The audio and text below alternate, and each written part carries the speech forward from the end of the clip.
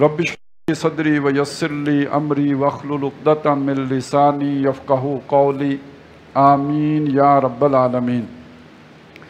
या अय्युहल्लज़ीना आमनू, ए वो लोगो जो ईमान लाए हो, इज़ा लक़ीतुम फ़िअतन, जब तुम्हारा मुकाबला हो किसी फ़ौज से, फ़स्बुतू, तो साबित कदम रहो, डटे रहो, वज़्कुरुल्लाह कसीरा, और अल्लाह को बकसरत याद रखो, लअल्लकुम तुफ़्लिहून, ताकि तुम कामयाब हो, व अतीउल्लाह व रसूलहू, और अल्लाह की इताअत करो और उसके रसूल की इताअत करो, वला तनाज़ऊ, और आपस में तनाज़े में न पड़ो, झगड़ो मत, फ़तफ़शलू, तो तुम में कम हिम्मती आ जाएगी, व तज़हब रिहुकुम, और तुम्हारी हवा उखड़ जाएगी, वस्बिरू, तो सब्र करो, इन्नल्लाह मास साबिरीन, बेशक अल्लाह ताला सब्र करने वालों के साथ है।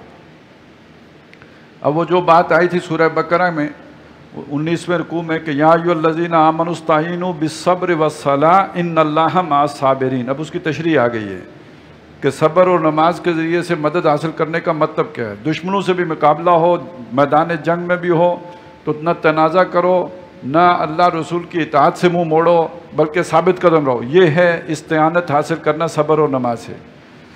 वला तकूनू कल्लज़ीना खरजू मिन दियारिहिम बतरा, और उन लोगों की तरह न हो जाना जो अपने घरों से निकले इतराते हुए, अकड़ते हुए, फ़ख्र और गुरूर और तकब्बुर करते हुए।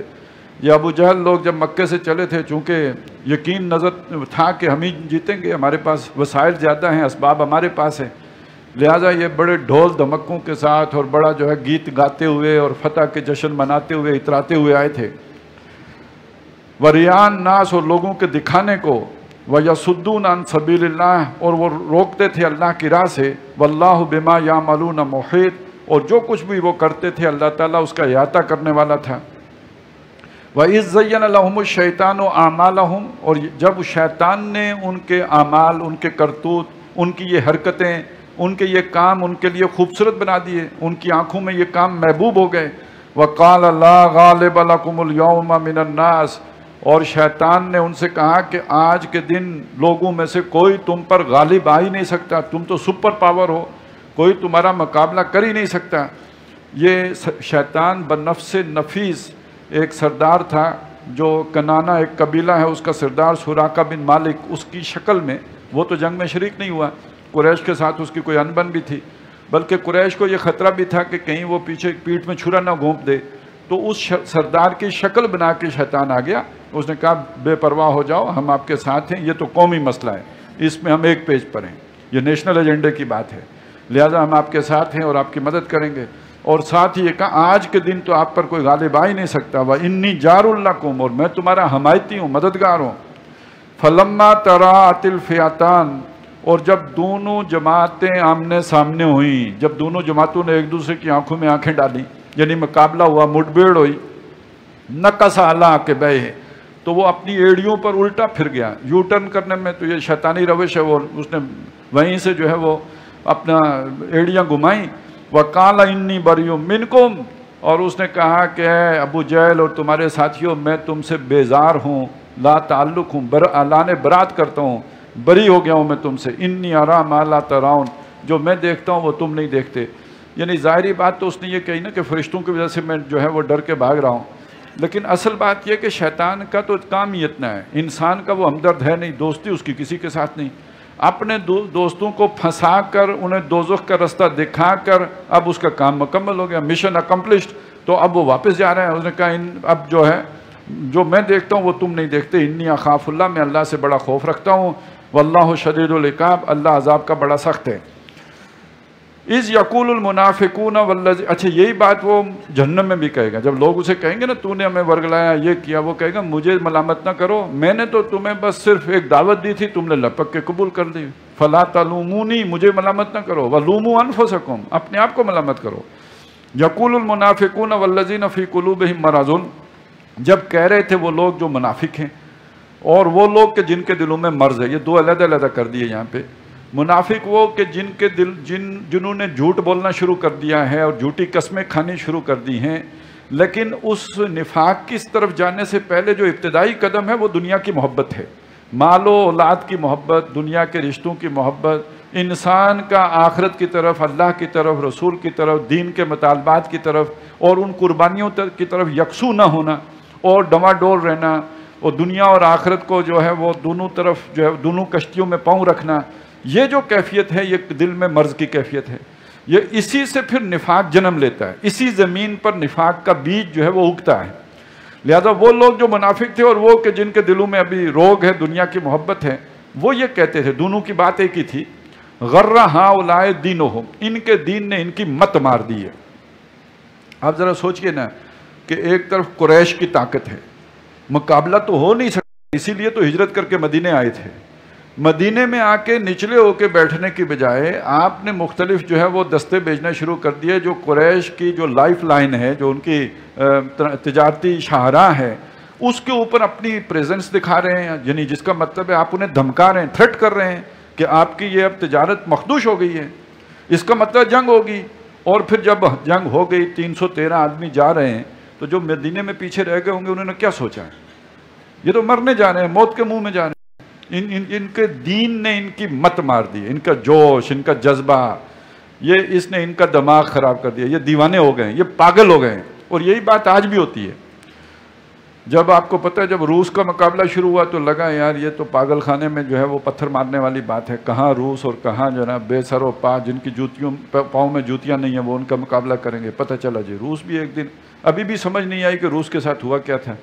اب روس سے بڑا شیر آیا، اب شیر کی بھی سنا ہے دم نیچے ٹانگوں کی طرف جانا شروع ہو گئی ہے. تو یہ تو اللہ کے کام ہے جو بھی وہ کرتا ہے، لیکن جب شروع ہوتا ہے تو تب لگتا ہے بڑا حماقت ہے، بڑا امکانہ کام ہے، بڑی بے وقوفی کی بات ہے. تو انہوں نے وہ لوگ جن کے دلوں میں دنیا کی محبت تھی اور جو منافق تھے، جن کا اللہ پر وہ ایمان نہیں تھا، انہوں نے کہا ان کی مت ان کے دین نے مار دی ہے. وَمَن يَتَوَكَّلْ عَلَى اللَّهِ، اور جو اللہ پر بھروسہ کرتا ہے، جو اللہ پر توکل کر کے نکلتا ہے، فَإِنَّ اللَّهَ عَزِيزٌ حَكِيمٌ، تو اصل میں اللہ زبردست ہے اور حکمت والا ہے، فیصلے تو اس کے ہیں. وَاللَّهُ تَرَىٰ إِذْ يَتَوَفَّى الَّذِينَ كَفَرُوا، اور اگر تم دیکھو جب کافر لوگوں کی جان قبض ہوگی، جب یہ وفات دیے جا رہے ہوں گے، جب ان کی جان قبض کی جا رہی ہوگی، الملائکہ، فرشتے ان کی جانیں قبض کریں گے، یضربون وجوہکم وادبارہم، وجوہہم وادبارہم، ان کے منہ پہ بھی مارتے ہوئے اور ان کی پیٹھوں پر بھی مارتے ہوئے. اب جو کسی کی جان نکلتی ہے تو ہم جو کچھ دیکھ رہے ہوتے ہیں یہ تو ظاہرش ہے نا، اس میں ہو سکتا ہے ایک آدمی نحیف ہو گیا ہے، اسے کینسر ہوا، اس کے بعد اس سے ہلا ہی نہیں جا رہا اور اس کی جان نکلے گی تو وہ تو چوں بھی نہیں کرے گا، بالکل آرام سے تسلی، ہم کہیں گے جی بڑے سکون سے جان دے دی. ایک شخص ہے جس کی ابھی جو ہے وہ جوان ہے، اس کے خون ہے، وہ اگر کسی وجہ سے چوٹ لگنے سے مرے یا کوئی بھی اسے سر پہ چوٹ آ گئی، موٹر سائیکل سے گر گیا، یا اس کے کوئی کسی نے گھوم دیا، یا گولی لگ گئی، یا اسے ہارٹ اٹیک ہو گیا، تو وہ تو تڑپ تڑپ کے جو ہے وہ مرے گا، وہ تو آرام سے نہیں مر سکتا. اب ہم کہیں گے کہ بڑی جان کنی ہوئی، بڑی مشکل سے جان نکلی ہے. تو ہمیں نہیں پتا وہ جان نکلنے کی کیفیت کیا ہے. ظاہر ہے ایک آدمی، اب ظاہر ہے جس کی میدان جنگ میں گردن اڑ گئی ہو وہ تڑپے گا نہیں اس کا لاشا. اس کا یہ مطلب تو نہیں کہ اس پہ عذاب ہو رہا ہے.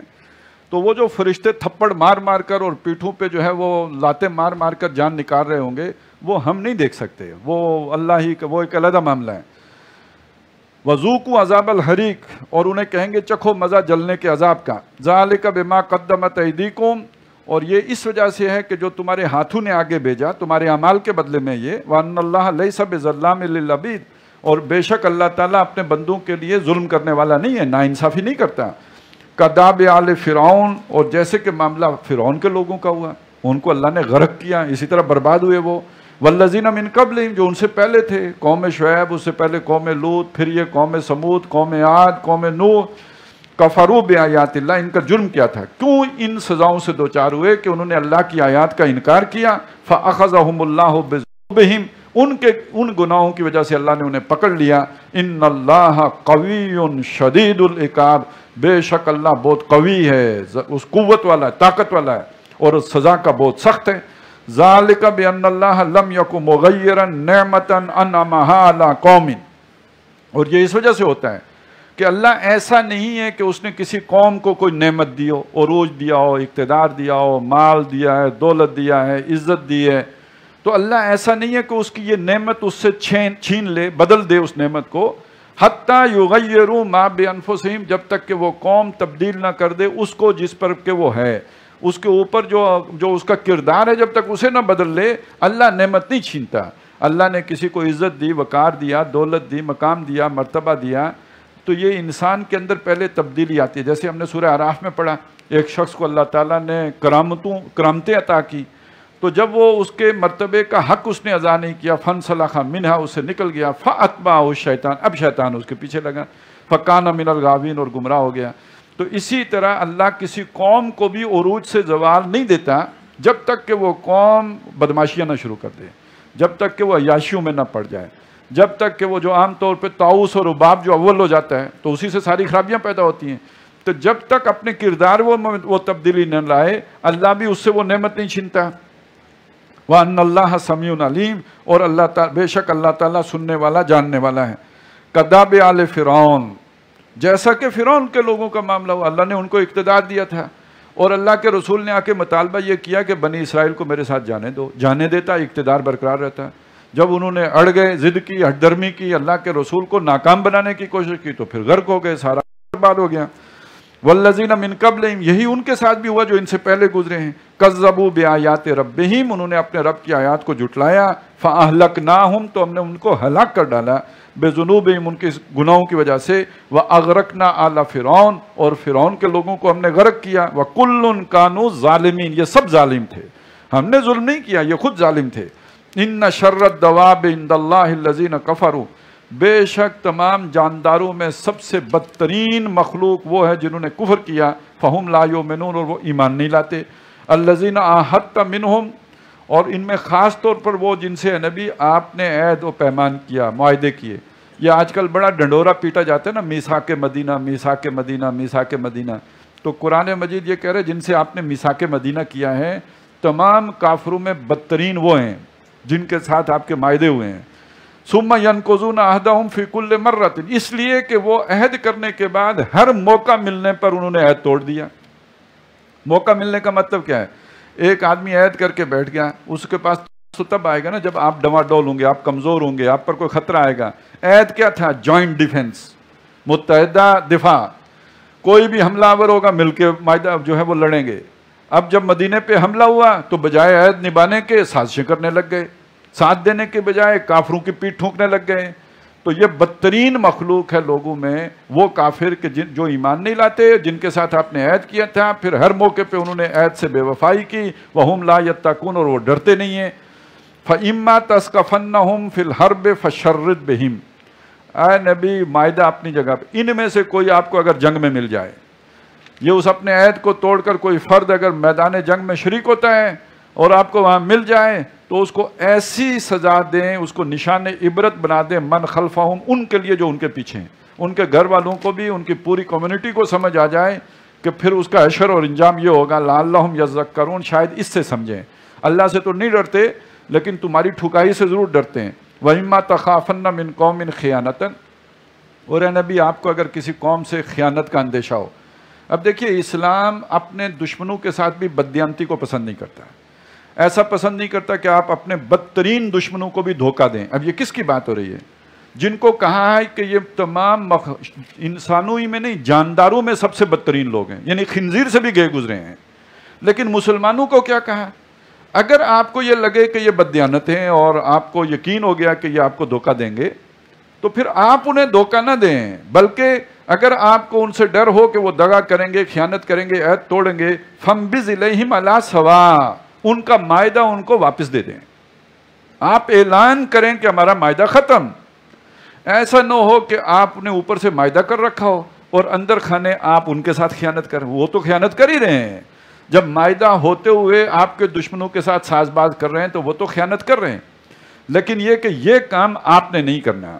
آپ نے اگر ان کے خلاف کوئی قدم اٹھانا ہے تو پہلے ان کے معاہدے کو ختم کرنا ہے، اعلانیہ ختم کرنا ہے، ان کو بتانا ہے. یہی وجہ اگلی صورت میں جب مشرکین کے خلاف مسلمانوں نے قدم اٹھانا تھا، اللہ کا فیصلہ آ گیا تو کسی کو 3 مہینے، کسی کو 4 مہینے مہلت دی ہے. معاہدہ ختم، آج سے معاہدہ ختم، البتہ ہم 3 مہینے تمہارے خلاف کوئی اقدام نہیں کریں گے، 4 مہینے کوئی اقدام نہیں کریں گے، تاکہ جس نے اپنا ٹھکانہ پکڑنا ہے، اپنی جنگی تیاری کرنی ہے، مقابلہ کرنا ہے، جو بھی کرنا ہے اس کی تیاری کر لیں. دھوکہ نہیں دینا مسلمانوں تم نے کسی کو.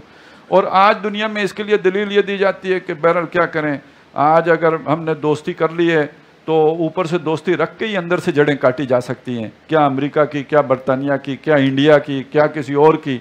تو در حقیقت دنیا میں تو یہ ہو رہا ہے، ٹھیک ہے، اور کافر قومیں یہی کر رہی ہیں. لیکن یہ کہ مسلمانوں کو اللہ نے یہ نہیں سکھایا، یہ اخلاق مسلمانوں کو نہیں سکھائے. اگر اللہ کی مدد چاہیے تو پھر یہ طریقے نہیں کرنے چاہیے. فَانبِذْ إِلَيْهِمْ عَلَىٰ سَوَاءٍ إِنَّ اللَّهَ لَا يُحِبُّ الْخَائِنِينَ. بے شک اللہ تعالیٰ خیانت کرنے والوں کو پسند نہیں کرتا. آپ بے شک نمازیں پڑھتے رہو، لیکن اپنے کافر دشمنوں کے ساتھ بھی اگر تم نے بددیانتی کی ہے، پھر اللہ کی محبوبیت تمہیں حاصل نہیں ہوگی، اللہ کی محبت نہیں رہے گی تمہارے ساتھ. وَلَا يَحْسَبَنَّ الَّذِينَ كَفَرُوا سَبَقُوا. تم اللہ پر توکل کرو اور یہ نہ سوچو کہ کافر لوگ جیت جائیں گے، وہ تم پر سبقت لے جائیں گے، ان کا پلڑا تم پر بھاری ہو جائے گا. تو تم دیانت امانت کا جو ہے وہ ہاتھ سے نہ چھوڑو اور تم اللہ پر توکل کر کے دیانت پر قائم رہو. انہم لا یعجزون. وہ ہرا نہیں سکیں گے، لیکن تمہاری اخلاقی برتری ضرور ہونی چاہیے. وَأَعِدُّوا لَهُم مَّا اسْتَطَعْتُمْ. یہ تو روحانی اور اخلاقی جو ہے تیاری ہے کہ تمہارا جو ہے وہ کردار بالکل کھرا ہونا چاہیے، اس میں دیانت امانت صداقت وہ نظر آنی چاہیے. اور دوسرا مادی تیاری بھی کرو. وَأَعِدُّوا لَهُم مَّا اسْتَطَعْتُمْ. ان کے لیے تیاری کرو جتنی تمہارے بس میں ہے، جو تم سے ہو سکے وہ سب مہیا کرو. یہ نہیں کہ سب اللہ کے سپرد ہے اور بس ہم نے کلمہ پڑھ لیا اور اپنی دیانت امانت پوری کر لی تو اس کے بعد مومن ہے تو بے تیغ بھی لڑتا ہے. سپاہی بے تیغ بھی لڑتا ہے، لیکن یہ کہ جو تیغ اور تفنگ بنا سکتا ہے وہ سب بنائے گا، اس کی ساری کوشش کرے گا، اسباب جمع کرنے کی کوشش کرے گا. من قوت، طاقت سے، ومن رباط الخیل، اور پلے ہوئے گھوڑے، ترہبون بہ، جن کے ذریعے سے تم دھاک بٹھاؤ، ایک ڈیٹرنس قائم کرو اپنے دشمنوں پر. عدو اللہ، اللہ کے دشمنوں پر، وعدوکم، اور جو تمہارے بھی دشمن ہیں، وآخرین من دونہم، اور بھی کوئی اور بھی ہیں جنہیں تم نہیں جانتے. ایک معلوم دشمن ہے یہ مشرکین مکہ ہیں، کچھ اور بھی ہیں جنہیں موقع ملے کسر نہیں چھوڑیں گے. لیکن تمہاری طاقت ایسی ہونی چاہیے کہ ان پر وہ خوف کی کیفیت اور دہشت کی کیفیت ان کے اوپر طاری رہے. مدینے میں یہ یہودی ہیں. آگے ہم سورہ حشر میں جا کے پڑھ لیں گے، آخر میں جو آخری پارو میں آتا ہے، لَأَنْتُمْ أَشَدُّ رَهْبَةً فِي صُدُورِهِم مِّنَ اللَّهِ. یہ اللہ سے نہیں ڈرتے، تمہاری دہشت ان کے سینوں میں اللہ سے بڑھ کر ہے. تو وہ طاقت تمہاری نظر آئے گی تو تب وہ تم سے ڈریں گے. اسی طرح ہم نے جو بھی تیاری کی، اپنے جنگی وسائل بنائے، میزائل ٹیکنالوجی، ایٹم بم، یہ وہ سارا، تو اس کا ایک پہلو تو یہ نا ہم نے انڈیا کے لیے بنایا سب. لیکن یہ کہ یہ تیاری جو ہے ہماری، یہ ضروری تو نہیں کہ صرف انڈیا ہی اس سے جو ہے وہ ڈرے اور دھمکے، اور بھی کچھ ہیں. وآخرین من دونہم، کوئی اور بھی ہیں، انہیں زیادہ جو ہے اس تیاری سے وہ نالاں ہوتے ہیں، وہ اسے اسلامی بم کہتے ہیں، انہیں اپنے لیے خطرہ محسوس کرتے ہیں. اور یہ نہ ہوتا تو ابھی تک گریٹر اسرائیل بن چکا ہوتا ہے. اس سے پہلے اسی لیے ادھر کا مکو ٹھپنے کی کوششیں ہو رہی ہیں. لا تعلمونہم، اپنے ان دشمنوں کو تم نہیں جانتے ہو. اللہ یعلمہم، اللہ انہیں خوب جانتا ہے. وما تنفقون من شیء فی سبیل اللہ، اور جو تم اللہ کی راہ میں خرچ کرو گے، اس راستے میں جو بھی تمہارا پیسہ لگے گا، یوفی الیکم، وہ تمہیں واپس پورا پورا دے دیا جائے گا. تمہاری معیشت کو کوئی نقصان نہیں ہوگا. اب ہمارے ہاں سب سے بڑی مصیبت یہ ہے بددیانتی. بددیانتی قوم کے ساتھ بھی، بددیانتی اللہ کے ساتھ بھی. یہ سارا کچھ تو کر لیا لیکن وہ دیانت امانت والا کردار نہیں. ہم اگر یہی سارا کچھ اللہ کے ہو کے کریں تو پھر ہماری معیشت میں بھی استحکام آ جائے، پھر ہمارے اس سارے کام میں برکت پیدا ہو جائے. وَأَنْتُمْ لَا تُظْلَمُونَ، اور تمہارا کوئی کمی نہیں کی جائے گی کہ تمہارا نقصان کیا جائے. وَإِنْ جَنَحُوا لِلسَّلْمِ، لیکن جنگ جو ہے وہ بھی ایک یوں سمجھیے کہ آخری چارہ ہے. یہ کوئی فرسٹ آپشن نہیں ہے، یہ لاسٹ آپشن ہے. اس جنگ کے دوران بھی اگر وہ تمہاری طرف صلح کا قدم بڑھائیں، صلح کا ہاتھ بڑھائیں، فَجْنَحْ لَهَا، تو آپ بھی ان کے آگے کندھے جھکا دیجئے، صلح کی وہ بات مان لیجئے. وَتَوَكَّلْ عَلَى اللَّهِ، اور اللہ پر بھروسہ کیجئے. إِنَّهُ هُوَ السَّمِيعُ الْعَلِيمُ، بے شک وہ سننے والا جاننے والا ہے. وَإِن يُرِيدُوا أَن يَخْدَعُوكَ، اور اگر وہ چاہیں کہ اس صلح کے ذریعے سے آپ کو دھوکہ دیں، فَإِنَّ حَسْبَكَ اللَّهُ، تو آپ کے لیے اللہ کافی ہو رہے گا. اللہ کی مدد پھر آپ کے شامل حال ہوگی. آپ نے اللہ کے حکم کی وجہ سے صلح کی، انہوں نے اس موقع سے وہ بریدنگ سپیس لے کے اپنی تیاری کر کے آپ پہ حملہ کر دیا. فکر نہ کریں، اللہ آپ کا ساتھ دے گا. هُوَ الَّذِي أَيَّدَكَ بِنَصْرِهِ وَبِالْمُؤْمِنِينَ، اس وہی ہستی ہے کہ جس نے آپ کی مدد کی، آپ کو زور دیا، طاقت دی اپنی نصرت سے اور مسلمانوں کے ذریعے سے. حضور صلی اللہ علیہ وسلم کے مددگار مسلمانوں کو بنایا. کونوا انصار اللہ، مسلمانوں سے کہا اللہ کے مددگار ہو جاؤ. اور یہی وہ مدد ہے کہ اللہ دیکھنا چاہتا ہے کہ کون اللہ کی مدد کرتا ہے اور اس کے رسول کی مدد کرتا ہے. وَلِيَعْلَمَ اللَّهُ مَن يَنصُرُهُ وَرُسُلَهُ بِالْغَيْبِ. تو اللہ تعالیٰ نے اپنے رسول کو مدد پہنچائی خود اپنے پاس سے بھی اور مسلمانوں کے ذریعے سے بھی. وَأَلَّفَ بَيْنَ قُلُوبِهِمْ. اور خود مسلمانوں کے دلوں کے اندر جوڑ پیدا کر دیا. انسانوں کو جوڑنا بڑا مشکل کام. بھائی آپس میں پھٹ جاتے ہیں, برادری جو ہے وہ اس میں توڑ پیدا ہو جاتے ہیں. تو مختلف الخیال, مختلف قبیلوں کے لوگ, مختلف نظریات کے لوگ, بلکہ مختلف تہذیب و تمدن کا پس منظر رکھنے والے لوگ, ان میں الفت پیدا کر دینا, انہیں جوڑ دینا, یہ تو معجزے سے کم بات نہیں ہے. لو انفقت ما فی الارض جمیعا. اے نبی اگر آپ خرچ کر دیتے جو کچھ زمین کے اوپر ہے سارے کا سارا. دیکھیے دنیا میں کوئی بھی انسینٹیو کیا ہوتا ہے, آپ کی تنخواہ زیادہ ہو, آپ کو سہولتیں ملیں, فیسیلیٹیٹ کیا جائے, کار لمبی والی دی جائے, کوٹھی جو ہے وہ کسی بہت اچھے جو ہے وہ ریزیڈینشیل ایریے میں دی جائے, یہی کچھ ہوتا ہے نا دنیا میں. اور یہ وہ انسینٹیو ہے جو آپ کو کسی بھی آرگنائزیشن کے ساتھ, کسی بھی جو ہے وہ گروپ کے ساتھ جوڑ کے رکھتے ہیں. بھائی اتنی سہولتیں تو اور کوئی دے ہی نہیں رہا, لیکن اس سے وہ والا جوڑ تو نہیں پیدا ہوتا جب خطرہ بھی پیدا ہو تو بندہ کھڑا رہے. بڑے بڑے تیل کی کمپنیوں میں کام کرنے والے بھاگ جاتے ہیں جب ایسی کیفیت پیدا ہوتی ہے. تو فرمایا اگر آپ زمین کا سارے خزانے خرچ کر دیتے, ما الفت بین قلوبہم, یہ والا جوڑ آپ نہیں جوڑ سکتے تھے. یہ جو نظریے کی محبت سے جو جوڑ جوڑتا ہے اس کے کیا کہنے ہیں. وہ تنخواہوں سے وہ جوڑ نہیں جڑ سکتے, وہ کسی کو فیسیلیٹیٹ کرنے سے وہ جوڑ نہیں جڑ سکتے, وہ کسی کوئی اور شے وہ جوڑ ہی نہیں سکتی جو نظریے کی محبت کی وجہ سے جڑتا ہے.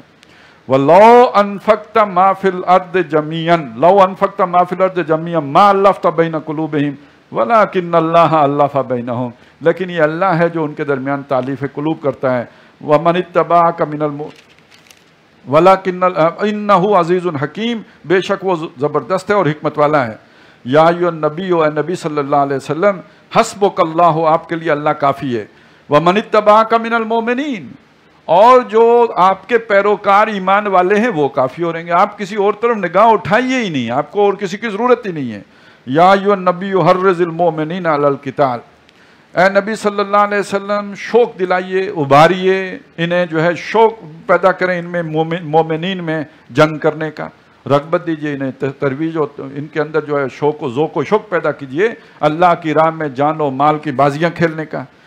تو محمد الرسول اللہ صلی اللہ علیہ وسلم کو اللہ تعالیٰ یہ کہہ رہے ہیں کہ یہ آپ کا ہدف ہے, اس کے لیے آپ اہل ایمان کو ابھاریں کہ یہ لڑیں اللہ کی راہ میں.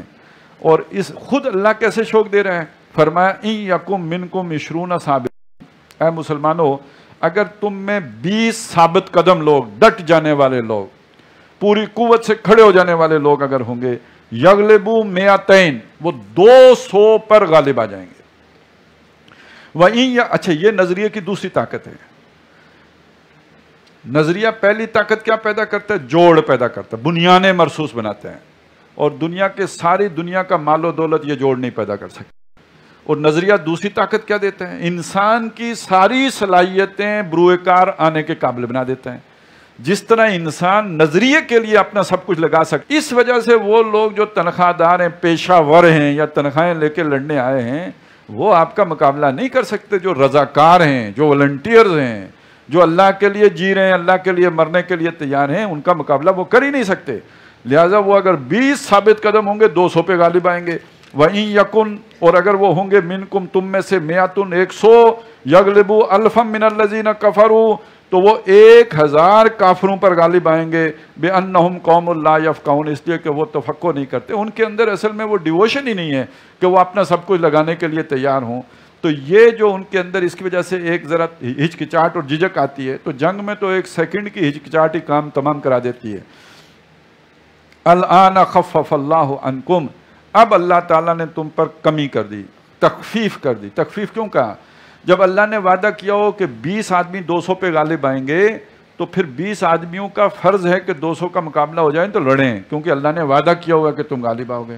اب تخفیف کرنے کا مطلب یہ ہے کہ نہیں, اب اللہ تعالیٰ یہ نہیں کہتا کہ 20 200 سے لڑیں. اگر ایسا ہو تو وہ ریٹریٹ بھی کر سکتے ہیں, پیچھے بھی ہٹ سکتے ہیں. اب اللہ کا وعدہ یہ ہے, وَعَلِمَ أَنَّ فِيكُمْ ضَعْفًا, اس لیے کہ اللہ کو معلوم ہے کہ تم میں اب کمزوری آ گئی ہے. کمزوری پرانے لوگوں میں نہیں ہے, یا ابو بکر میں, عثمان میں کمزوری نہیں ہے, علی میں کمزوری نہیں ہے. یہ جو نئے آئے ہیں ظاہر ہے ان میں وہ بھی ہیں. قالت الاعراب آمنا قل لم تؤمنوا ولیکن قولوا اسلمنا ایسے بھی ہیں، تو ایوریج گر گیا ہے، اب مجموعی معیار وہ نہیں رہا جو پہلے تھا۔ فَإِن يَكُن مِّنكُم مِّئَةٌ، تو اب اگر تم میں 100 لوگ ہوں گے، صابرۃ صبر کرنے والے، ڈٹنے والے، جمنے والے، یغلبوا مئتین تو 200 پر غالب آئیں گے، وَإِن يَكُن مِّنكُم أَلْفٌ، اور اگر تم میں 1000 ہوں گے، یغلبوا الفین تو وہ 2000 پر غالب آئیں گے باذن اللہ، اللہ کے حکم سے، واللہ مع الصابرین، اللہ تعالیٰ صبر کرنے والوں کے ساتھ، یعنی ڈٹ جانے والوں کے ساتھ، ثابت قدم رہنے والوں کے ساتھ ہے۔ ما کان لنبی ان یکون لہ اسرا، یہ ایک نیا مسئلہ آیا یہاں پہ، یہ 70 تو وہ مارے گئے، پھر 70 پکڑے گئے، گرفتار ہو گئے۔ اب یہ جو گرفتار ہوئے ان کے بارے میں رائے، جو ابھی ظاہر ہے پہلے سے حکم تو کوئی موجود نہیں ہے، تو اس کے بارے میں مشورہ ہوا ان کا کیا کریں۔ حضرت عمر رضی اللہ تعالیٰ عنہ ان جیسوں کی رائے یہ تھی کہ ان کا بھی کام تمام کر دیا جائے، جو باقی 70 کے ساتھ ہوا وہ ان 70 کے ساتھ بھی کر دیا جائے، بلکہ انہوں نے یہ بھی کہا کہ جو ظاہر رشتہ دار ہی تھے نا، دونوں طرف اپنے اپنے لوگ ہی تھے، تو جس کو بھی اس کا اپنا رشتہ دار مارے، جو مسلمان ہے اس کا رشتہ دار، اس کا قریبی جو پکڑا گیا ہے وہ اسے قتل کرے۔ حضرت ابو بکر صدیق رضی اللہ تعالیٰ عنہ اور خود حضور کی رائے بھی ایسی منی کہ ان کو فدیہ لے کے چھوڑ دیا جائے، اور یہی فیصلہ ہوا۔ اس پر اللہ تعالیٰ کی طرف سے گرفت ہوئی ہے۔ فرمایا ما کان لنبی، یہ کسی نبی کے لیے جائز نہیں ہے، اسے زیبا نہیں ہے، ان یکون لہ اسرا، کہ وہ قیدی پکڑے، وہ قیدی رکھے اپنے پاس، حتی یسخن فی الارض، جب تک کہ زمین میں خوب خون ریزی نہ کر چکا ہو۔ شاید آپ کو یقین نہ آئے کہ یہ آیت واقعی یہاں پہ موجود ہے، لیکن ہے، اور آپ کو اگر اب بھی نہ آئے تو جا کے ترجمہ جس کا مرضی دیکھ لیجئے، یہی معنی ہے۔ نبی کے لیے جائز نہیں ہے کہ وہ قیدی بنائے جب تک کہ زمین میں خوب خون ریزی نہ کر چکا ہو۔ تریدون عرض الدنیا، کیا تم دنیا کی زندگی کا اسباب چاہتے ہو، بدلے میں وہ فدیہ لے کے چھوڑو گے نا، تو اس فدیے کے لیے تم نے قتل نہیں کیے، یعنی تمہیں قتل کرنا چاہیے، ریزی کرنی چاہیے تھی، تم نے وہ نہیں کیا، اور اس کے بعد کیوں نہیں کیا؟ کیونکہ تمہیں فدیہ مل گیا ہے، تو کیا تم دنیا کے فدیے کے اسباب کے طالب ہو؟ واللہ یرید الآخرہ، اللہ تعالیٰ تمہارے لیے آخرت چاہتا ہے، واللہ عزیز حکیم، اور اللہ تعالیٰ زبردست ہے اور حکمت والا ہے۔ اب سوال یہ پیدا ہوا کہ اس میں اصل مسئلہ کیا بنا، وجہ کیا ہوئی، اور کہاں پہ اجتہادی خطا ہوئی؟ تو سورہ بقرہ سے پہلے، سورہ انفال سے پہلے سورہ محمد صلی اللہ علیہ وسلم نازل ہو چکی، وہ ابھی ہم نے پڑھی نہیں ہے۔ اس سورہ مبارکہ میں ایک آیت تھی، اور اس کا مطلب یہ تھا کہ فَإِذَا لَقِيتُمُ الَّذِينَ كَفَرُوا، جب تمہارا جھگڑا ہو، آمنا سامنا ہو کافروں سے، فَضَرْبَ الرِّقَابِ، تو گردنیں مارو، یعنی ہلکی ضرب نہیں لگانا، بھرپور ضرب لگاؤ، ان کی گردنیں ناپو۔ حَتَّى إِذَا أَسْخَنْتُمُوهُمْ، یہاں تک کہ مسلمانوں تم ان کی خوب خون خرابہ کر چکو، فَشُدَّ الْوَثَاقِ، تو ان کو اب مضبوط باندھو، انہیں گرفتار کرو، انہیں قیدی بناؤ، وَإِمَّا فِدَاءً وَإِمَّا مَنًّا، چاہو تو احساناً پھر چھوڑ دو، او وَإِمَّا فِدَاءً، چاہو تو انہیں فدیہ لے کے چھوڑو، حَتَّى تَضَعَ الْحَرْبُ أَوْزَارَهَا، جب تک کہ جنگ اپنے ہتھیار نہ رکھ دے۔ یہ جنگ اپنے ہتھیار نہ رکھ دے، اس کا تعلق ہے خون ریزی کرنے سے۔ ان کی خون ریزی جاری رکھو جب تک کہ جنگ نہ ختم ہو جائے۔ جب جنگ ختم ہو جائے اب ان کو پکڑو، اور اس کے بعد چاہو تو فدیہ لے کے چھوڑ دو، تو چاہو بغیر فدیہ لیے چھوڑ دو۔ اب ان الفاظ کے اندر وہ گنجائش موجود تھی جس پر کہ عمل کیا گیا۔ جنگ ہوئی ہے، اس جنگ میں مسلمانوں نے 70 مار دیے ہیں، کافر بھاگ رہے ہیں، اب پکڑ کے گرفتار کیے ہیں اور فدیہ لے کے چھوڑ دیے ہیں، لہٰذا اللہ کے حکم کے خلاف تو نہیں ہوا۔ لیکن اب جو اللہ کا حکم آیا، معلوم ہوا کہ اس آیت کا غلط مطلب سمجھا گیا تھا، یہ معنی آیت کے نہیں تھے۔ آیت کا معنی یہ ہے کہ جنگ تو اب شروع ہوئی ہے، اور یہ جنگ ختم تب ہوگی جب کفار کا زور ٹوٹ چکا ہوگا اور مسلمانوں کو پورے جزیرۃ العرب میں غلبہ حاصل ہو چکا ہوگا۔ ابھی تو ایک جھڑپ ہوئی ہے، ابھی تو آغاز ہے، ابھی جنگ اختتام پذیر تو ہوئی نہیں، ابھی لڑائی نے ہتھیار رکھے ہی نہیں ہیں۔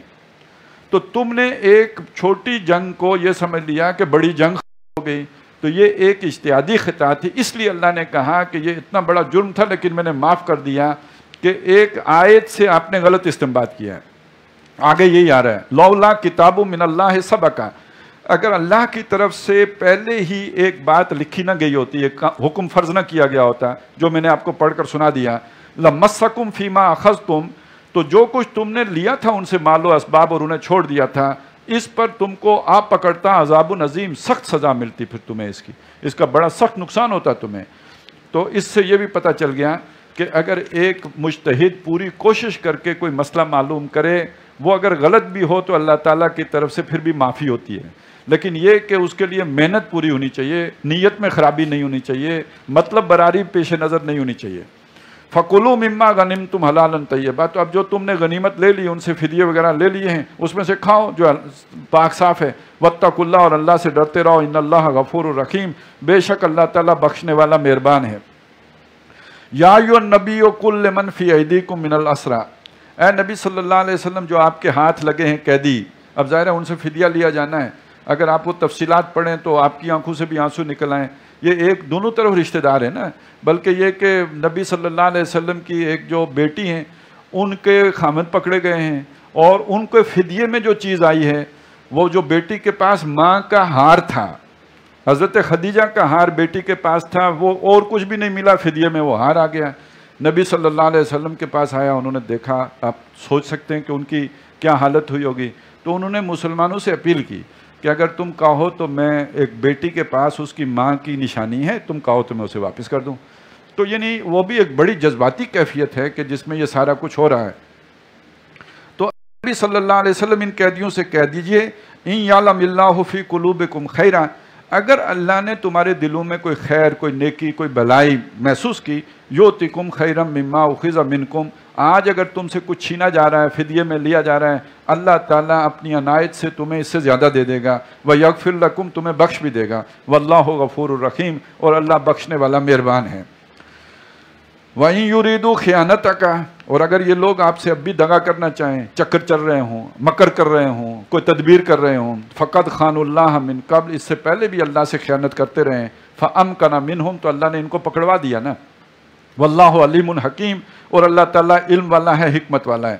ان الذین آمنوا وہاجروا وجاہدوا باموالہم وانفسہم فی سبیل اللہ، بے شک وہ لوگ جو ایمان لائے، اور ایمان لا کے انہوں نے یہ نہیں سمجھا کہ جنت مل جائے گی، بلکہ ایمان کے تقاضے کے طور پر انہوں نے اپنے گھر بار بھی چھوڑ دیے، اگر ایمان کو کی خاطر گھر چھوڑنے پڑے تو چھوڑے، ہجرتیں کی، وجاہدوا باموالہم وانفسہم، اور انہوں نے اپنے مالوں اور جانوں کے ساتھ اللہ کی راہ میں جہاد کیا، فی سبیل اللہ، اللہ کی راہ میں، والذین آووا ونصروا، اور وہ کہ جنہوں نے انہیں ٹھکانہ دیا اور ان کی مدد کی، اپنے گھروں میں لا کے انہیں بسایا اور آباد کیا، اور اپنے کاروباروں میں ان کو شامل کیا، اولئک بعضهم اولیاء بعض، یہ ایک دوسرے کے اولیاء ہیں، یہ ایک دوسرے کے دوست ہیں، یہ ایک دوسرے کے ساتھی ہیں، ان کے دلوں میں اللہ نے تالیف کر دیا، ان کے دلوں کو اللہ نے جوڑ دیا، ان کو بنیان مرصوص بنا دیا ہے۔ والذین آمنوا ولم یہاجروا، اس کے برعکس وہ لوگ جو ایمان تو لائے، کلمہ تو پڑھا، وَلَمْ يُحَاجِرُوا، لیکن انہوں نے ہجرت نہیں کی، قربانی دینے کے لیے تیار نہیں ہوئے، گھر بار نہیں چھوڑ سکے، اپنی برادری سے جو ہے وہ تعلق منقطع نہیں کر سکے، مَا لَكُم مِّن وَلَایَتِهِم مِّن شَيْءٍ، اے مسلمانوں تمہاری ان کے ساتھ کوئی دوستی نہیں ہے، کوئی ولایت نہیں ہے، ان کے ساتھ کوئی تعلق داری نہیں ہے، حَتَّى يُحَاجِرُوا، جب تک کہ ہجرت نہ کر لیں، وَإِنِ اسْتَنصَرُوكُمْ فِي الدِّينِ، لیکن وہ لوگ جو برادریوں میں رہ رہے ہیں، ہجرت نہیں کی، دوستی تمہاری کوئی نہیں، لیکن اگر وہ تم سے دین کے معاملے میں نصرت طلب کریں، وہ کہیں ہمارے برادری والے ہمیں نکلنے نہیں دیتے، انہوں نے گرفتار کر کے رکھا ہوا ہے، وہ کہیں ہمارے برادری والے ہمیں نماز نہیں پڑھنے دیتے، وہ کہیں وہ ہمیں روزے نہیں رکھنے دیتے، وہ کہیں وہ ہماری عزتوں کو پامال کر رہے ہیں، ان استنصروکم فی الدین، اگر وہ دین کے معاملے میں تم سے نصرت طلب کریں، فعلیکم النصر، مسلمانوں تمہارے اوپر لازم ہے کہ ان کی مدد کرو، تم پر فرض ہے، تمہاری ذمہ داری ہے، الا علی قوم بینکم و بینہم میثاق، اس میں بھی ایک استثناء ہے، سوائے اس کے کہ جن لوگوں اور تمہارے درمیان معاہدہ ہو۔ اب ایک برادری ہے، وہ مسلمانوں سے ستا رہی ہے، ظلم کر رہی ہے ان پر، ان برادری والوں کے ساتھ مسلمانوں کا معاہدہ ہے، مسلمان مدد مانگ رہے ہیں، آپ مدد نہیں کر سکتے کیونکہ آپ کا اور ان کا معاہدہ ہے۔ اب دوسری صورت ہے مدد کیسے کریں، تو مدد کرنے کا سیدھا طریقہ پہلے بتا دیا، ان کو بتائیں کہ جی آپ ہمارے لوگوں کے ساتھ ظلم بند کریں، وہ نہیں کرتے، انہیں کہیں معاہدہ ختم، دھوکہ نہ دیں، معاہدہ ختم کر دیں۔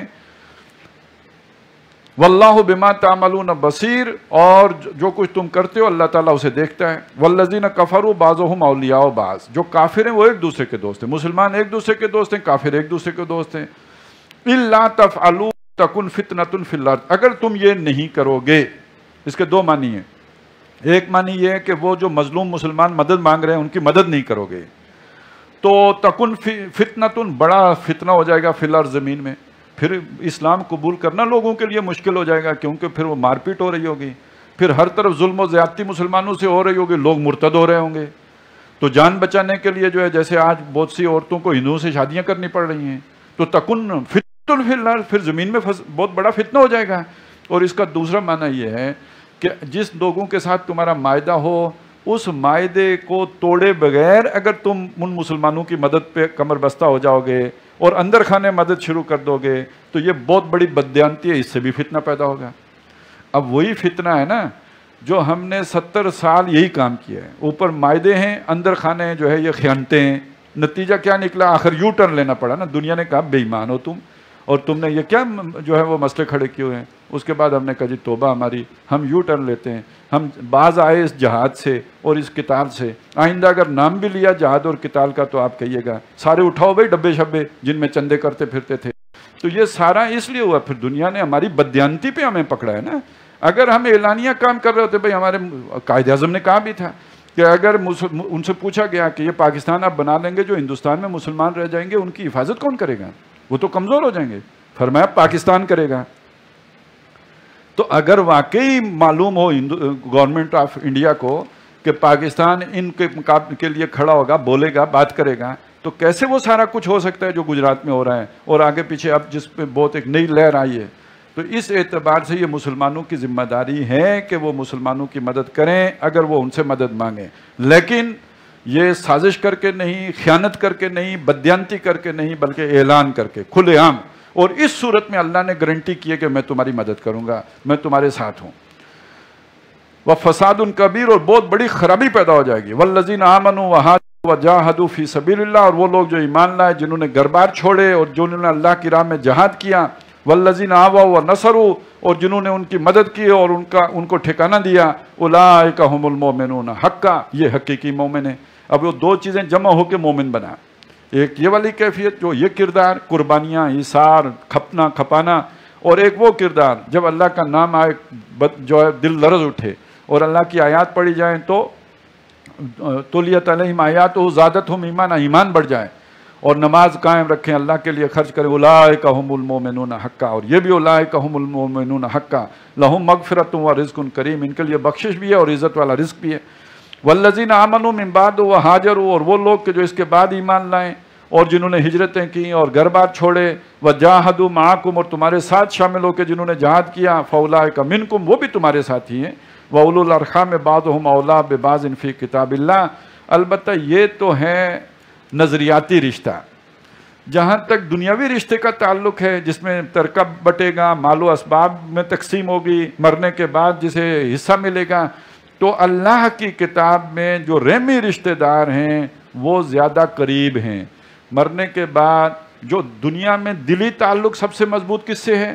اللہ کے نبی سے ہے، ایمان والوں سے ہے.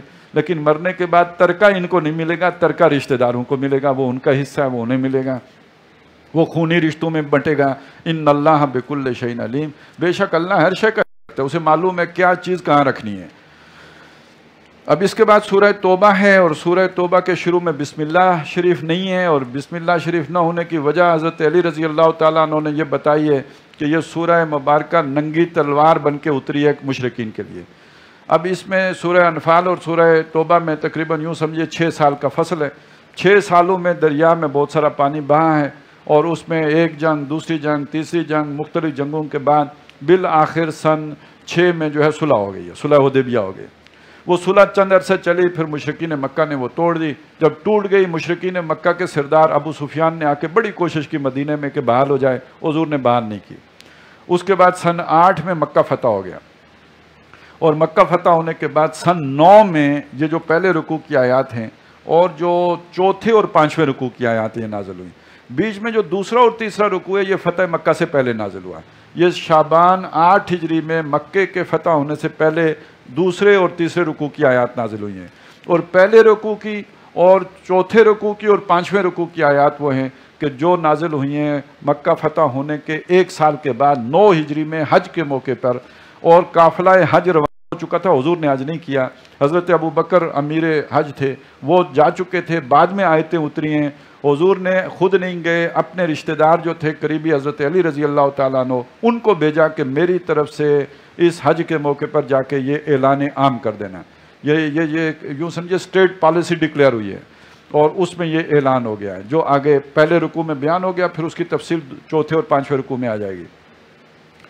ये 5 रुकू तो यूँ समझिए कि नबी अकरम सल्लल्लाहु अलैहि वसल्लम जिनकी ज़बान में कुरान लेकर आए थे, जिन में से मोहम्मद रसूलुल्लाह थे, उनके लिए आखिरी हुक्म इन 5 रुकू में आ गया। या इसे यूँ कह लीजिए जिस मकसद के लिए हुजूर की बेइज्जत हुई थी उसकी तकमील हो गई। जज़ीरतुल अरब की हद तक अल्लाह का दीन गालिब हो गया और दुश्मनाने दीन के लिए जज़ीरतुल अरब में राइश रखना भी मना हो गया, उनको वहाँ से भगा दिया गया और उनके लिए ये आखिरी अहकाम आ गए। लेकिन हुजूर की एक बेइज्जत दूसरी है और वो है पूरी नोए इंसानी के लिए, सारी जहां के लिए बशीर और नज़ीर बना के भेजा, काफ़तल लिन्नास से बशीरा व नज़ीरा। उस दूसरी बेइज्जत में भी काम क्या करना है, वही अल्लाह का पैगाम नोए इंसानी तक पहुंचाना है। लेकिन अब तरतीब बदल गई है, इसलिए कि अब सिर्फ ज़बानी पहुंचाने की बात नहीं, एक निज़ाम कायम करके आपने दिखा दिया है और एक साइजेबल इलाके में कायम करके दिखा दिया है। अब दावत और तबलीग का अंदाज बदल गया। अब यह है कि जाके कहो कि इस्लाम कबूल करो, हमारे भाई हो। अगर इस्लाम नहीं कबूल करते तो उसके दूसरी शर्त यह है कि निज़ाम हमारा होगा। जैसे आज अमेरिका आके कहते हैं हम आपकी नमाजें रोज़े नहीं छेड़ते, आपके अकीदे को कुछ नहीं कहते, अलबत्ता ये बादशाहत ख़त्म करो और इसकी जगह पे जमहूरियत होगी। तो ये सहाबा कहते थे भाई हम आपके अकीदे को नहीं छोड़ते, आपके मंदिर नहीं गिराते, आपके गिरजों को कुछ नहीं कहते, आपके तरीक़ा इबादत में कोई फ़र्क नहीं डालते, लेकिन लॉ ऑफ द लैंड इस्लाम का होगा। ये ज़मीन अल्लाह की है, हुकूमत यहाँ अल्लाह की होगी। सियासी, माशी, समाजी निज़ाम जिसे आज सेकुलर फील्ड कहते हैं, यहाँ अल्लाह की सुनी जाएगी, यहाँ हम किसी मज़हब की बात नहीं सुनेंगे। तो ये बात अगर कबूल कर लो तो तुम्हें जिज़िया देना पड़ेगा और छोटा बन के रहना पड़ेगा। दोनों बातें कबूल नहीं है तो तलवार लेके आ जाओ। ये जो सिलसिला तबलीग का इस तरतीब के साथ शुरू हुआ है, इसका नुक्ता आगाज़ है ग़ज़वा तबूक, जिसमें नबी अकरम सल्लल्लाहु अलैहि वसल्लम तशरीफ़ ले गए। आप इसे यूँ कह लीजिए कि हुजूर की बेइज्जत के 2 रुख हैं, एक जज़ीरतुल अरब की तरफ, एक पूरे आलम की तरफ आलमी रुख है। जज़ीरतुल अरब की हद तक हुजूर ने तकमील अपने दस्ते मुबारक से कर दी। आलमी अमल का आगाज़ खुद बनफ्स नफीस फरमा दिया और फिर ये ज़िम्मे हो गया उम्मत के, और ता क़यामत, सुबह क़यामत तक उम्मत ने इसे जारी रखना है जब तक कि कुल आलम पर अल्लाह का दीन गालिब नहीं हो जाता। ये सूरह तौबा असल में हुजूर सल्लल्लाहु अलैहि वसल्लम की मकसद बेइज्जत के 2 हिस्सों को बयान कर रही है। ये यूँ समझिए ये तो बुनियादी लंगर है। ये सूरह मुबारका और इसके मजमून को समझे बगैर कुरान मजीद के बाकी हिस्से समझ ही नहीं आते। अब आइए उस माहौल को देखिए कि हुजूर सल्लल्लाहु अलैहि वसल्लम की 22 साल मेहनत के नतीजे में कुल अरब पर अल्लाह का दीन गालिब हो गया है। जब दीन गालिब हो गया है, अब अंदाज क्या है? अब वो अंदाज नहीं है कि जनाब आप ईमान ले आएँ, अल्लाह ताला ने ये नेमतें दी हैं, वो दिया है, ये है, वो नहीं है। अब अंदाज ही बदल गया है। बराअतुम मिनल्लाहि व रसूलिही इलल्लज़ीना आहदतुम मिनल मुशरिकीन। वो बरात, बेजारी, ला ताल्लुकी, ऐलान ला ताल्लुकी साफ कोरा जवाब है अल्लाह की तरफ से और उसके रसूल की तरफ से उन लोगों को जिनके साथ है मुसलमानों तुमने मायदा किया था, जो मुशरिक हैं, उन मुशरिकों से जिनके साथ आपका गैर मियादी मायदा है। उसकी मियाद कोई नहीं, 2 साल 4 साल 3 साल नहीं है, दायमी मायदा था, गैर मियादी मायदा था। उन मुशरिकों से ऐलान बरात है अल्लाह का। फसीखू फिल अर्ज़, उनको इजाज़त है वो ज़मीन में घूमें फिरें, अरबात अशहुरिन 4 महीने, 4 महीने के लिए उन्हें छूट है। वालमू, और जान लो अन्नकुम गैर मोजज़िल्लाह, कि तुम अल्लाह को हरा नहीं सकते, व अन्नल्लाह मुख़्ज़िल काफ़िरीन, और अल्लाह ताला काफिरों को रुसवा करने वाला है। 4 महीनों के बाद क्या होगा? 4 महीने तक उन्हें इजाज़त है जिधर मर्जी, जिधर उनके सींग समाते हैं भाग जाएं, जज़ीरतुल अरब में नहीं रह सकते। और उसके बाद जो कुछ भी होगा वो आगे आ रहा है। व आज़ानु मिनल्लाहि व रसूलिही, और ऐलान आम है। आज़ान का मतलब भी है खुला ऐलान, बबांगे डोल ऐलान कर देना अल्लाह की तरफ से और उसके रसूल की तरफ से, इलन्नास, तमाम लोगों के लिए जो जज़ीरतुल अरब में आबाद हैं। यौमल हज्जिल अकबर, बड़े हज के दिन, यानी उम्रे वाला नहीं, जो हज आम जिसे हम हज अकबर आजकल लोग कहते हैं, शायद जो जुमे के दिन होता है, ये गलत बात है। جو حج ہے وہ حج اکبر ہی ہے، عمرہ جو ہے وہ حج اصغر ہے. تو بڑے حج کے دن لوگوں کے لیے اعلان عام ہے اللہ اور رسول کی طرف سے ان اللہ بری من المشرکین، کہ اللہ اعلان لا تعلق ہی کرتا ہے مشرکوں سے، ورسولہ اور اس کے رسول بھی. فَإِن تُبْتُمْ فَهُوَ خَيْرٌ لَكُمْ، اگر تم توبہ کر لو اب بھی ایمان لے آؤ یہ تمہارے لیے بہتر ہے. جان بچانے کا ایک طریقہ یہ ہے کہ ایمان لے آؤ. وَإِن تَوَلَّيْتُمْ، اور اگر تم نہ مانو گے فَاعْلَمُوا أَنَّكُمْ غَيْرُ مُعْجِزِ اللَّهِ، تو جان لو کہ تم اللہ تعالیٰ کو ہرا نہیں سکتے. وَبَشِّرِ الَّذِينَ كَفَرُوا بِعَذَابٍ أَلِيمٍ، ان کافروں کو دردناک عذاب کی خوشخبری دے دیجئے. یہ طنز ہے. إِلَّا الَّذِينَ عَاهَدتُّم مِّنَ الْمُشْرِكِينَ، سوائے ان لوگوں کے ساتھ جو مشرکوں میں سے ہیں جن سے تم نے معاہدہ کیا تھا. ثُمَّ لَمْ يَنْقُصُوكُمْ شَيْئًا، پھر انہوں نے اپنے اس عہد میں کوئی کمی نہیں کی. وَلَمْ يُظَاهِرُوا عَلَيْكُمْ أَحَدًا، اور انہوں نے تمہارے خلاف کسی کی مدد نہیں کی. فَأَتِمُّوا إِلَيْهِمْ عَهْدَهُمْ إِلَى مُدَّتِهِمْ، تو ان کے عہد ان کی مدت تک مکمل کرو. 2 سال کا ہے، سال کا ہے، 3 سال کا ہے، اسے مکمل کرو. پہلی جو آئے تھے مشرک وہ تھے جن کے ساتھ مدت مقرر نہیں تھی، غیر میعادی معاہدہ تھا. کہا 4 مہینے اب رہ سکتے ہو، معاہدہ ختم، 4 مہینے اجازت ہے. جن کے ساتھ مدت مقرر ہے 6 مہینے، سال، 3 مہینے، 2 سال، ان کو کہا مدت تک، اور انہوں نے کوئی توڑا نہیں ہے، خلاف ورزی نہیں کی، تو مدت تک ان کو بھی مہلت ہے.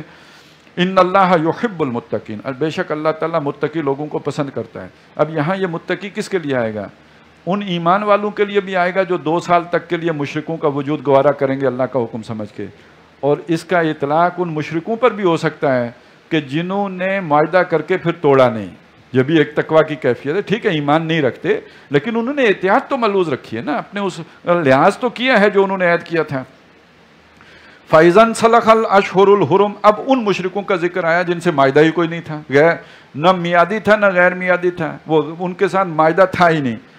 تو یہ والے مشرک فَإِذَا انْسَلَخَ الْأَشْهُرُ الْحُرُمُ، جب محترم مہینے گزر جائیں. یہ اب آپ دیکھیے ذی الحجہ میں اعلان ہو رہا ہے، تو اس کے بعد اب رجب اور محرم ہے. یہ جب گزر جائیں فَاقْتُلُوا الْمُشْرِكِينَ حَيْثُ وَجَدتُّمُوهُمْ، تو اب مشرکوں کو قتل کرو جہاں بھی تمہیں ملیں. جن کے ساتھ معاہدہ ہی نہیں تھا ان کو وہ 3 مہینے کی، اور جن کے ساتھ مدت کا معاہدہ تھا ان کو اس مدت کی مہلت مل گئی. جب یہ میعاد گزر جائے اب تمہیں مشرک ملے انہیں قتل کرو. وَخْذُوهُمْ، اور انہیں پکڑو. وَاقْصُرُوهُمْ، اور ان کے لیے انہیں گھیرو. وَاقْعُدُوا لَهُمْ كُلَّ مَرْصَدٍ، اور ہر گھیرنے کی جگہ پہ، تاک لگانے کی جگہ پہ، گھات لگانے کی جگہ پر ان کے لیے گھات لگا کر بیٹھو. فَإِن تَابُوا، اور اگر وہ توبہ کر لیں، وَأَقَامُوا الصَّلَاةَ، اور نماز قائم کریں، وَآتَوُا الزَّکَاةَ، اور زکوٰۃ ادا کریں، فَخَلُّوا سَبِیلَهُمْ، تو ان کا راستہ چھوڑ دو. اب آپ بظاہر دیکھیں گے تو جو بات ہم نے سورہ بقرہ میں پڑھی تھی یہ بات اس کے خلاف ہے. سورہ بقرہ میں صاف کہا لا اکراہ فی الدین، دین میں کوئی جبر نہیں ہے. اور یہاں صاف کہا جہاں ملیں پکڑو، مارو، قتل کرو. ایمان لاتے ہیں تو چھوڑ دو وگرنہ پار کر دو. تو فرق ہے یا نہیں ہے؟ تو اس کو سمجھ لیجئے، ایک حکم ہے عام، اور وہ عام حکم اب بھی ہے، سب کے لیے ہے، وہ صحابہ کے دور میں بھی رہا ہے.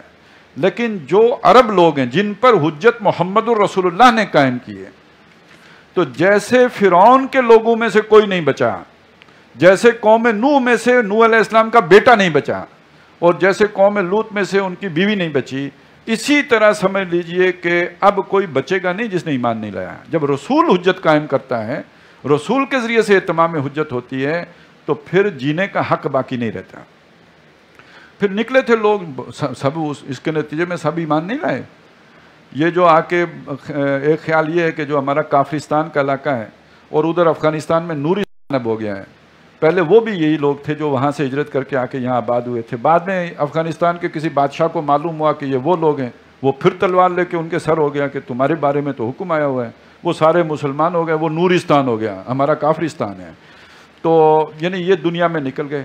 ابو جہل کا بیٹا اکرمہ وہ بھی نکل کھڑے ہوئے تھے. وہ کیوں مانتا؟ ابو جہل کا بیٹا کیوں مانتا ہے؟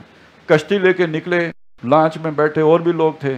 اب طوفان آ گیا، سب نے کہا یا اللہ بچا، اللہ تیرا کوئی شریک نہیں بچا. اس نے کہا یار یہ کیا پاگل، اسی سے تو بچ کے آئے تھے، یہاں پھر اب وہی بات ہو گئی، تو یہ محمد کہتے ہیں. کشتی موڑو، واپس آ کے ایمان کو لا کے. تو مطلب یہ ساری جو بحث ہے اس کا حاصل کیا ہے کہ جیسے رسول کو نہ ماننے کے نتیجے میں عذاب آتا ہے، مشرکین عرب کے اوپر وہی عذاب آیا، ان میں سے کسی کو باقی نہیں چھوڑا گیا جو ایمان نہیں لایا۔ فخلو سبیلہم، تو 3 شرطیں اگر پوری کر دیں تو ان کا راستہ چھوڑ دو۔ ایک نماز قائم کرنا، دوسرا زکوٰۃ دینا، اور تیسرا جو ہے وہ ایمان لانا۔ وہ ایمان بھی کلمہ پڑھنا، دل میں لائے نہیں مائے ہمیں کیا معلوم لائیں کہ نہیں لائیں، کلمہ پڑھ لیں، نماز قائم کریں، زکوٰۃ دیں۔ اسی وجہ سے جن لوگوں نے زکوٰۃ دینے سے انکار کیا تھا، حضرت ابوبکر نے ان کے خلاف جنگ شروع کر دی تھی۔ تو یہ سمجھ لیجئے کہ یہ 3 شرطیں پوری کرنے سے وہ جان بچا لیں گے۔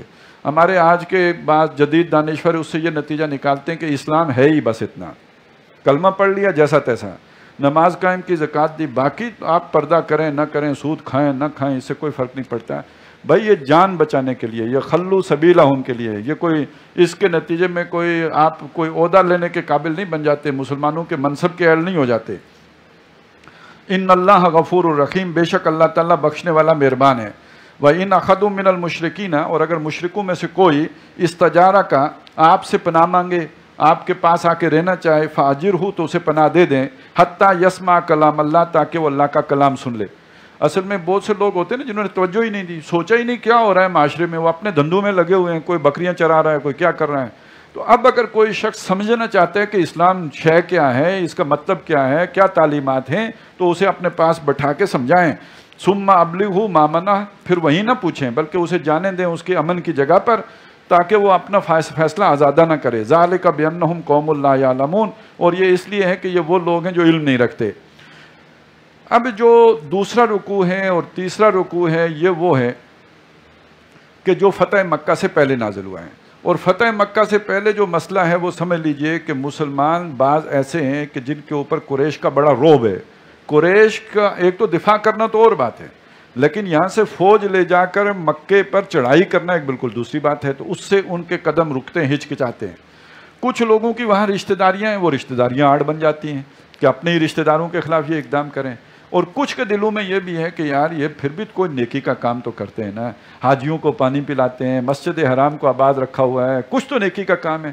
جیسے آپ کوئی آج بھی بڑا فراڈ کر رہا ہو اور جو ہے وہ ہر قسم سے دین کو نقصان پہنچا رہا ہو، لیکن کہتے ہیں یار اتنا سا نیکی کا کام بھی تو کرتا ہے۔ تو اتنا تھوڑے بہت نیکی کے کام شیطان بھی کر لیتا ہے لوگوں کو دھوکہ دینے کے لیے۔ تو یہی ان کا بھی خیال تھا کہ مکے والے نیکی کا کام کرتے ہیں، لہٰذا یہ 3 چیزیں اس میں رکاوٹ بن رہی تھیں۔ تو ان 2 رکوعوں میں مسلمانوں کو یہ سمجھایا گیا ہے کہ یہ رکاوٹ نہیں بننا چاہیے۔ پہلی بات فرمائی کیف یکون للمشرکین عہد عند اللہ و عند رسولہ، وہ جو صلح پسند لوگ تھے انہوں نے کہا جی صلح ہونی چاہیے، اگر صلح ٹوٹ گئی ہے تو اب معافی مانگ رہے ہیں، ابو سفیان آ کے ہاتھ جوڑ رہے ہیں تو صلح کر لینی چاہیے۔ اللہ نے فرمایا کہ مشرکوں کے لیے اب کون سا عہد ہوگا اللہ اور اس کے رسول کے نزدیک، الا الذین عاہدتم عند المسجد الحرام، سوائے ان کے کہ جن کے ساتھ تم نے مسجد حرام کے پاس عہد کیا تھا، صلح حدیبیہ کی طرف اشارہ ہے۔ فمستقاموا لکم فاستقیموا لہم، تو جب تک وہ سیدھے رہیں تم بھی سیدھے رہو، وہ اگر عہد نہیں توڑتے تو تم بھی پورا کرو۔ ان اللہ یحب المتقین، بے شک اللہ تعالیٰ متقیوں کو پسند کرتا ہے، یعنی عہد کی پاسداری کرنے والا متقی ہوتا ہے۔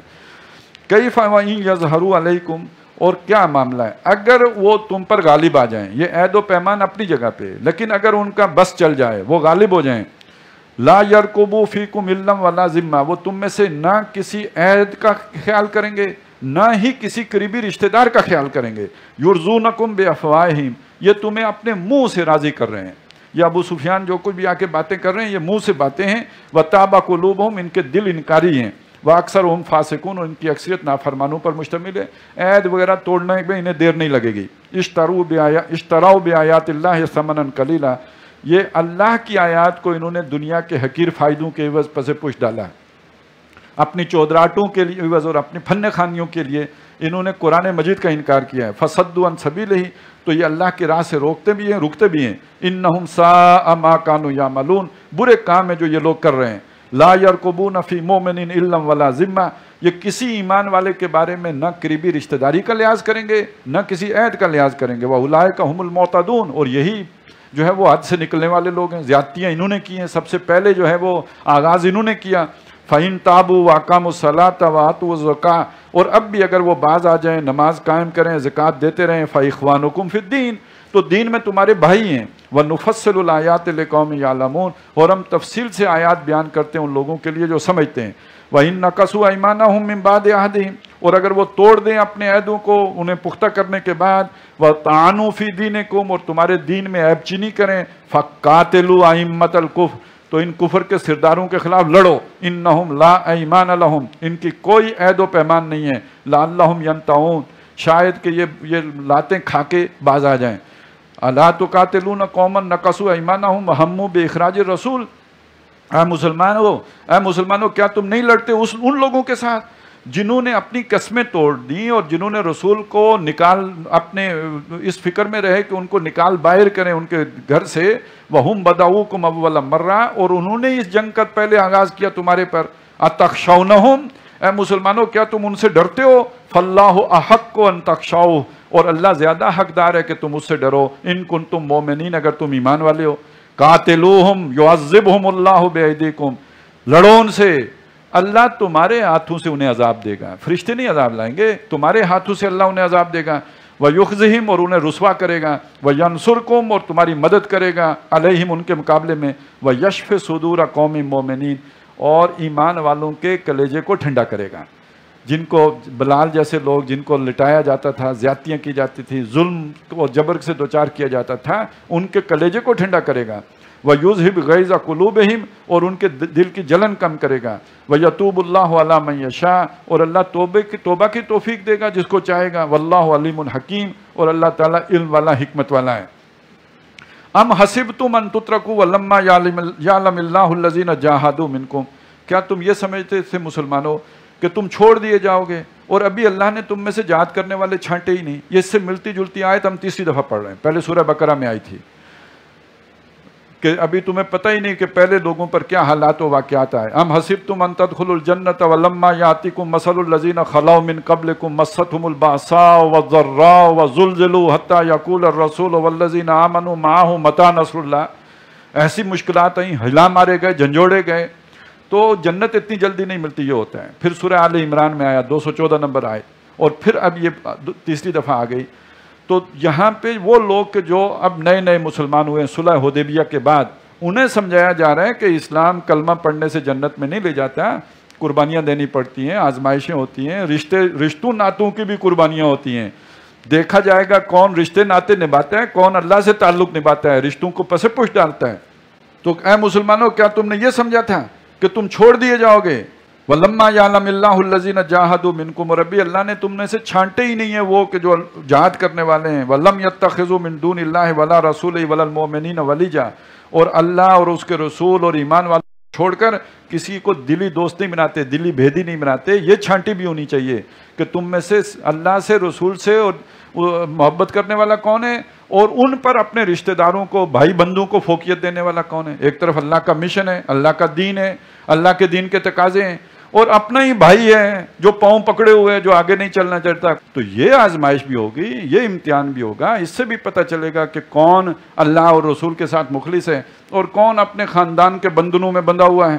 واللہ خبیر بما تعملون، تمہاری حرکتوں سے اللہ پوری طرح باخبر ہے. ما کان للمشرکین ان یامروا مساجد اللہ، مشرک لوگوں کے لیے یہ جائز نہیں، روا نہیں، زیبا نہیں کہ وہ اللہ کی مسجدوں کو آباد کریں. یہ جو لوگ سوچتے تھے نا کہ انہوں نے مسجد حرام کو آباد کر رکھا ہے، شاہدین علی انفسہم بالکفر، جبکہ وہ اپنے اوپر کفر کی گواہی دینے والے ہیں. اولئک حبطت اعمالہم، تم ان کی نیکیوں کو نہ دیکھو، اللہ نے ان کے اعمال اکارت کر دیے. وفی النار ہم خالدون، ہمیشہ آگ میں رہیں گے. انما یامر مساجد اللہ من آمن باللہ والیوم الآخر، مسجدیں آباد تو وہ لوگ کرتے ہیں کہ جو آخرت اور اللہ پر ایمان رکھتے ہیں، وہ اقام الصلاۃ اور نماز قائم رکھتے ہیں، وہ آتا الزکاۃ اور زکوٰۃ دیتا ہے، وَلَمْ يَخْشَ إِلَّا اللَّهُ، اور نہیں ڈرتا سوائے اللہ کے کسی کے. فَعَسَىٰ أُولَٰئِكَ أَن يَكُونُوا مِنَ الْمُهْتَدِينَ، تو امید ہے کہ یہ لوگ ہدایت والوں میں سے ہوں گے. اجعلتم سقایت الحاج و عمارت المسجد الحرام، اے مسلمانوں کیا تم حاجیوں کو پانی پلانے کو اور مسجد حرام کی آباد کاری کو سمجھتے ہو کہ من آمن باللہ والیوم الآخر، کہ یہ کام ایسا ہے جیسے جو ایمان لایا اور اللہ پر اور آخرت پر. یہ ایمان لانے والوں کے درجے بہت بلند ہیں. وجاہد فی سبیل اللہ، اور جس نے اللہ کی راہ میں جہاد کیا ہو. یعنی ان کی ان نیکیوں کی وجہ سے تم سمجھتے ہو یہ تم سے زیادہ نیک ہیں. آج بھی ایک شخص وہ ہے کہ جو اللہ کے دین کے لیے قربانیاں دے رہا ہے، دوسرا شخص وہ ہے جو لمبی ساری داڑھی رکھ کے تیل شیل لگا کے سرما ڈال کے کہتا ہے میں زیادہ، جو پرنا ڈال کے اوپر دستار باندھ کے کہتا ہے جی میں بڑا نیک ہے، اور یہ تہجد گزار بھی ہے، اور یہ ذکر بھی کرتا ہے، اور یہ فکر بھی کرتا ہے، لیکن یہ کہ اللہ کی راہ میں تو جان و مال کی بازیاں کھیلنے والے اللہ کو محبوب ہے۔ ان اللہ یحب الذین یقاتلون فی سبیلہ صفا، لہذا ان کے اعمال کو دیکھ کر اپنے اعمال کو حقیر نہ جانو۔ لا یستوون عند اللہ، یہ اللہ کے ہاں برابر نہیں ہیں۔ واللہ لا یہدی القوم الظالمین، اللہ ظالموں کی قوم کو ہدایت نہیں دیتا۔ الذین آمنوا وہاجروا وجاہدوا فی سبیل اللہ، وہ لوگ جو ایمان لائے، جنہوں نے ہجرتیں کی، جنہوں نے جہاد کی اللہ کی راہ میں باموالہم وانفسہم، اپنے مالوں اور جانوں کے ساتھ سب کچھ لٹایا۔ اعظم درجۃ عند اللہ، ان کے درجے اللہ کے ہاں بہت بلند ہیں۔ واولئک هم الفائزون، وہی بامراد ہوں گے۔ یبشرہم ربہم برحمت منہ، ان کو ان کا رب اپنی خصوصی رحمت کی خوشخبری دیتا ہے۔ ورضوان، اور اپنی خوشنودی کی، وجنات، اور ان باغات کی، لہم فیہا نعیم مقیم، جن میں ان کے لیے ہوں گی نعمتیں دائمی، خالدین فیہا ابدا، وہ ہمیشہ رہیں گے اس میں۔ ان اللہ عندہ اجر عظیم، بے شک اللہ ہی کے پاس بڑا ثواب ہے۔ یا ایھا الذین آمنوا لا تتخذوا آباءکم واخوانکم اولیاء، اب دیکھیے وہ یہ امتحان بھی آ گیا، سب کا ہوا یہ امتحان۔ ابراہیم علیہ السلام کو اپنے باپ کو چھوڑنا پڑا، اپنا خاندان چھوڑنا پڑا، ہر نبی کے لیے یہ امتحان آیا ہے، اور محمد الرسول اللہ کو بھی اپنے تمام جو بھی محبت کرنے والے تھے ان سے بہرحال فاصلہ پیدا ہوا، وہی دشمن بنے۔ جب پہلی دفعہ ورقہ ابن نوفل کے پاس حضور گئے، اور جب پتہ چلا کہ یہ تو وہی فرشتہ ہے جو موسیٰ پر آیا تھا، تو اسی موقع پہ ورقہ نے کہہ دیا کہ کاش کہ میں تب تک زندہ رہوں جب تمہاری قوم تمہیں نکال دے گی تو میں تمہارا ساتھ دے سکوں۔ تو حضور نے حیران ہو کے پوچھا یہ مجھے نکال دیں گے، جسے صادق اور امین کہتے، اتنی محبت کرتے ہیں۔ حضور کی پیدائش پہ جس ابو لہب نے لونڈی آزاد کی تھی، اتنی خوشی منائی تھی، کس بات پر دشمن ہوئے؟ یہ دین کی دشمنی تھی نا۔ تو یہ امتحان ہر ایک کا ہوتا ہے کہ اسے پھر یہ رشتوں اور دین کے درمیان آزمایا جاتا ہے کہ وہ دائیں آتا ہے یا اس طرف جاتا ہے۔ تو اے وہ لوگوں جو ایمان لائے ہو، اپنے آبا کو اور اپنے بھائیوں کو اپنا دلی دوست نہ بناؤ۔ ان استحب الکفر علی الایمان، اگر وہ ایمان پر کفر کو ترجیح دیتے ہوں، کفر سے محبت کرتے ہوں، کافرانہ نظام کو جو ہے سپورٹ کرتے ہوں۔ وَمَن يَتَوَلَّهُم مِّنكُمْ، اور جو کوئی ان سے رفاقت رکھے گا، دوستی رکھے گا، فَأُولَٰئِكَ هُمُ الظَّالِمُونَ، وہ ظالم ہوگا، وہ جو ہے وہ اپنے اوپر بھی اور وہ صحیح معنی میں ظلم کرنے والا ہوگا۔ اب یہ ایک پوری فہرست دے دی ہے کون سے رشتے اور کون سی محبتیں اور ان کے مقابلے میں کون سی محبتوں کو ترجیح دینی ہے۔ 8 محبتیں ایک طرف ہیں۔ قُلْ إِن كَانَ آبَاؤُكُمْ، کہہ دیجئے اگر تمہارے آبا، باپ، دادے، وَأَبْنَاؤُكُمْ، اور بیٹے، وَإِخْوَانُكُمْ، اور بھائی، وَأَزْوَاجُكُمْ، اور تمہاری بیویاں اور بیویوں کے لیے ان کے شوہر، وَعَشِيرَتُكُمْ، اور تمہاری برادری، وَأَمْوَالٌ اقْتَرَفْتُمُوهَا، اور تمہارے وہ مال جو تم نے محنت کر کے کمائے ہوں، کرپشن سے اور ڈاکے سے جو ملے ہوں ان کی اتنی محبت نہیں ہوتی، محنت کر کے کمائے ہوئے مال کی محبت ہوتی ہے۔ وہ مال جو تم نے محنت کر کے کمائے، وَتِجَارَةٌ تَخْشَوْنَ كَسَادَهَا، وہ تجارت جس کی کساد بازاری کا، نقصان کا تمہیں دھڑکا لگا رہتا ہے، وَمَسَاكِنُ تَرْضَوْنَهَا، اور تمہارے وہ مسکن، تمہارے وہ گھر، ترضونها، جو جنہیں تم پسند کرتے ہو، یا ایک معنی یہ کہ جن کو تم نے خوب ڈیکوریٹ کیا، آرائش کی ان کو دی ہے، احب الیکم، اگر تمہیں محبوب تر ہیں، زیادہ پیارے ہیں، زیادہ تمہارے دل میں کھبے ہوئے ہیں، من اللہ، اللہ سے، ورسولہ، اور اس کے رسول سے، وجہاد فی سبیلہ، اور اللہ کی راہ میں جہاد کرنے سے، ان میں سے کوئی محبت تمہیں جہاد سے روک لے۔ اگر آپ کو وہ واقعہ یاد ہے نا، حضرت ابو بکر کے بیٹے نہیں گئے تھے جہاد پہ، تو پتہ چلا بیوی کی محبت کی وجہ سے نہیں گئے، حضرت ابو بکر نے کہا طلاق دو۔ تو یہ ساری محبتوں پہ جانچے جاؤ گے کہ اللہ رسول جہاد زیادہ پیارا ہے یا یہ محبتیں زیادہ پیاری ہیں۔ تو اگر یہ زیادہ پیاری ہیں فتربصوا، تو انتظار کرو، حتیٰ یاتی اللہ بامری، اللہ کا امر آ جائے، یعنی موت آ جائے۔ باقی ایک بات ابھی طے ہے، واللہ لا یہدی القوم الفاسقین، ایسے فاسقوں کو اللہ ہدایت نہیں دیتا۔ نمازیں بے شک پڑھیں، طواف بے شک کریں، حاجیوں کو پانی بے شک پلائیں، مسجد حرام کو بے شک آباد رکھیں، لیکن اگر یہ محبتیں عزیز تر ہیں اللہ رسول اور جہاد سے، ایسے لوگوں کو اللہ ہدایت تو دیتا نہیں۔ اصل امتحان تو محبت کا امتحان ہے، جو اس میں ناکام ہو گیا وہ ہدایت سے خالی ہو گیا۔ بارک اللہ لی ولکم فی القرآن العظیم ونفعنی وایاکم بالآیات والذکر الحکیم۔